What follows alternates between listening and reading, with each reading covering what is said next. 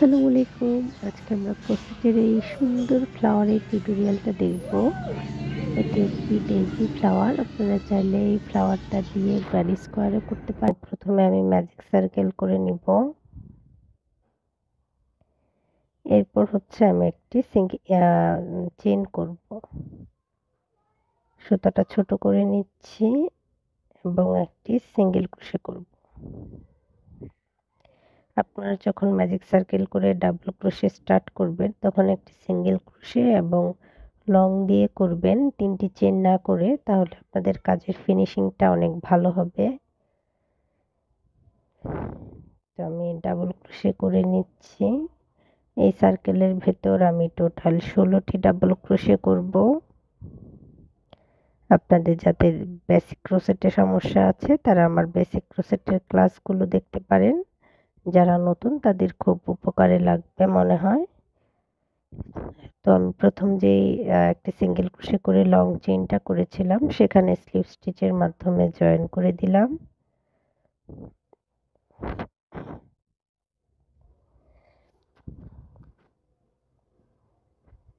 যেহেতু আমি ডেইজি করছি এর জন্য আমি সুতাটা চেঞ্জ করে নিলাম। আপনারা চাইলে অন্য যে কোনো কালারের সুতা ইউজ করতে পারেন।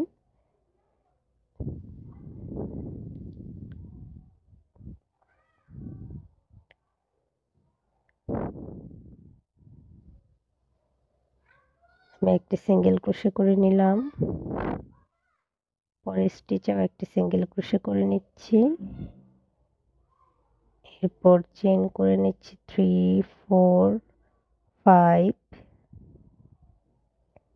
6 7, 7টি চেইন করে নিচ্ছি। একটি চেইন স্কিপ করে পরের যে চেইন আছে সেখানে আমি একটি সিঙ্গেল ক্রোশে করব। নেক্সট চেইনেও সিঙ্গেল ক্রোশে করব। পরপর 6টি চেইনে আমি হচ্ছে সিঙ্গেল ক্রোশে করে নেব।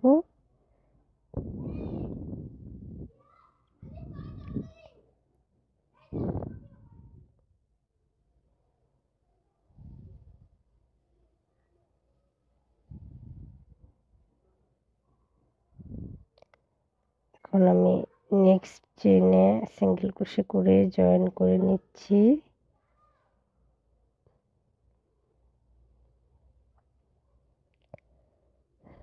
এরপরের যে চেইন আছে সেখানে আমি আবারও একটি সিঙ্গেল ক্রোশে করব এবং এরপর 7টি চেইন করে নেব।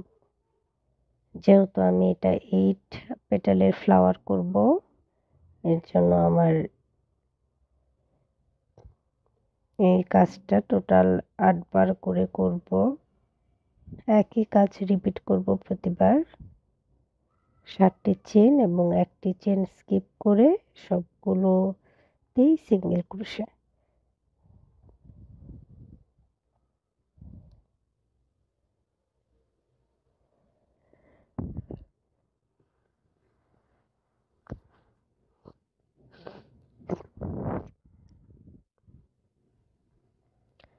তো আমি আবারও পরের চেইনে সিঙ্গেল ক্রোশে করে নিচ্ছি।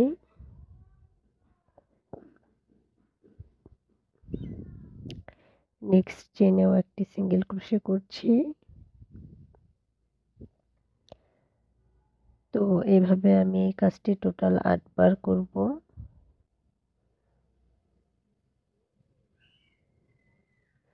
এবং প্রথম যে সিঙ্গেল ক্রোশেটা করেছিলাম সেখানে স্লিপ স্টিচের মাধ্যমে জয়েন করে নিব।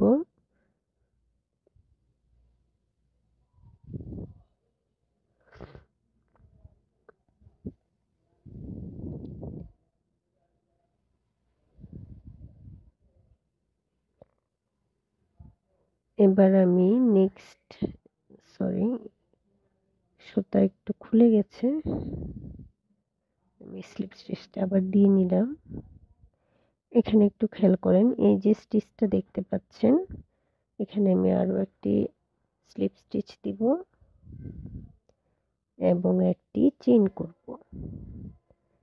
চেইন করার পর সেম স্টিচে আমি আরো একটি সিঙ্গেল ক্রোশে করে নিব।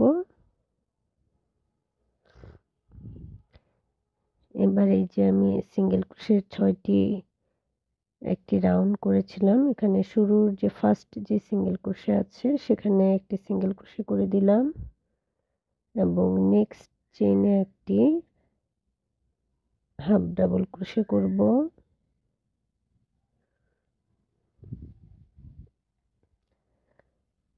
হাফ ডাবল ক্রোশে করার পরে পরের দুইটি চেইনে আমি দুইটি ডাবল ক্রোশে করব।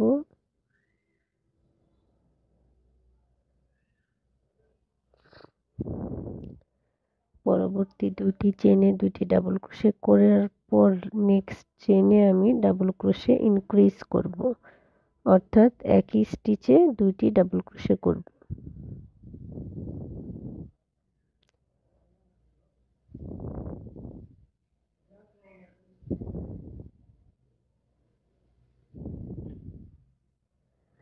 এরপরের যে স্টিচটা আছে আমার সেখানে আমি একটি স্টিচে তিনটি ডাবল ক্রোশে করব। 1 2 3।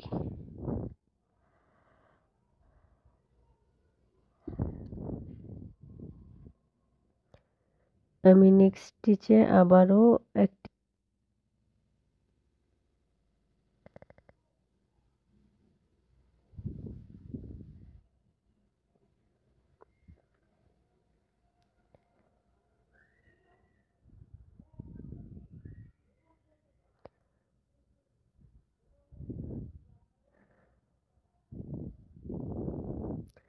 এবং পরের যে স্টিচটা আছে সেখানে আমি ডাবল ক্রোশে ইনক্রিজ করে দিব।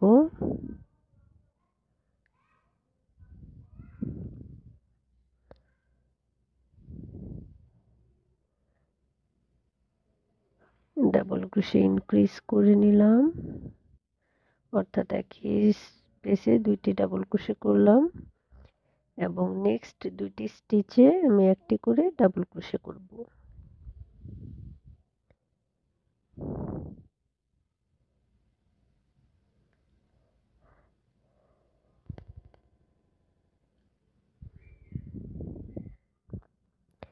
দেন পরের স্টিচে একটি হাফ ডাবল ক্রোশে এবং লাস্ট স্টিচে একটি সিঙ্গেল ক্রোশে। এই একই কাজ আমি 8টা পেটালে রিপিট করব এবং নেক্সট একটি সিঙ্গেল ক্রোশে করে দিলাম নেক্সট স্টিচে। দেন আবারও আমার পেটালের কাজ শুরু হবে। ফার্স্টে হচ্ছে সিঙ্গেল ক্রোশে,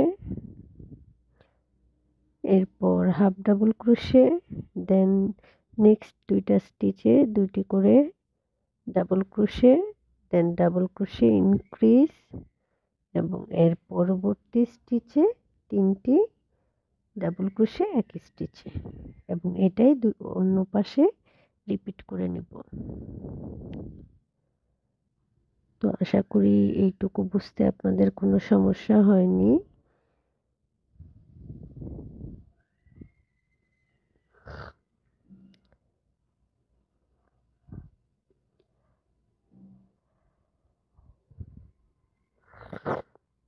তো আমি একইভাবে বাকি পেটালগুলোর কাজও শেষ করে নিব।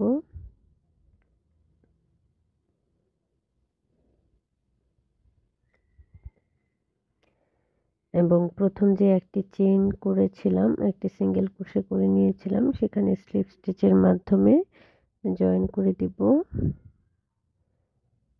এই পর্যায়ে আমি সুতাটা ব্যাক সাইডে নিয়ে নিচ্ছি।